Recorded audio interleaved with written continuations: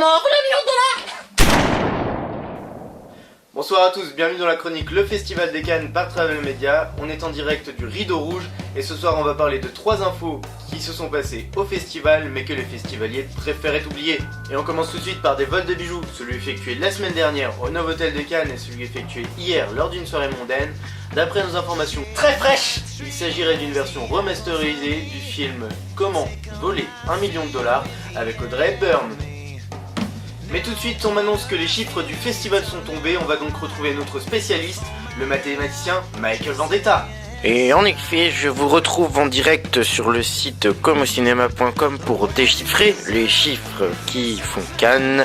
Nous allons aujourd'hui nous intéresser à 2 chiffres très importants. Le premier étant la décoration.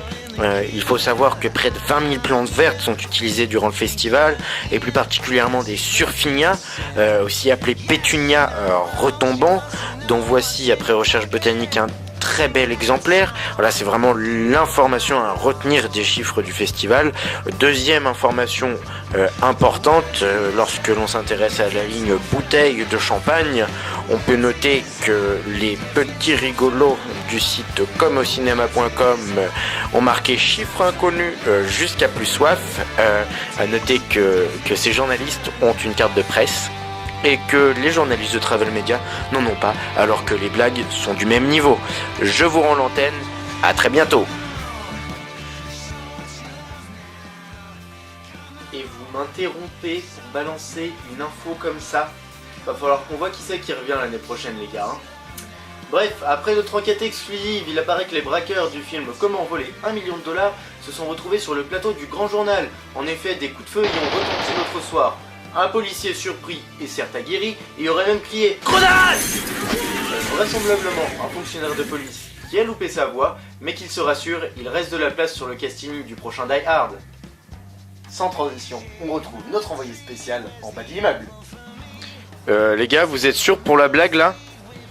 Non, excusez-moi, non, je ne me trouve pas en bas de l'hôtel, simplement devant la fenêtre grande ouverte. J'ai eu la flemme de descendre les escaliers simplement pour effectuer ce reportage, mais nous allons pouvoir parler de notre invité spécial ici. Il s'agit ni plus ni moins que de l'invité d'honneur du Festival de Cannes, j'ai nommé La Pluie. En effet, elle est là depuis le début du festival et restera jusqu'à sa fermeture et la remise des palmes. Le film mis en cause pour cet invité, il s'agirait de la Palme d'Or de 1964, le film Les Parapluies de Cherbourg, diffusé en exclusivité cette année à Cannes. Après, le jour où je décide de faire ma chronique, il fait grand beau contrairement à tous les autres jours, mais ça gêne pas pour mon propos. Voilà, je vous rends l'antenne, Jules Édouard.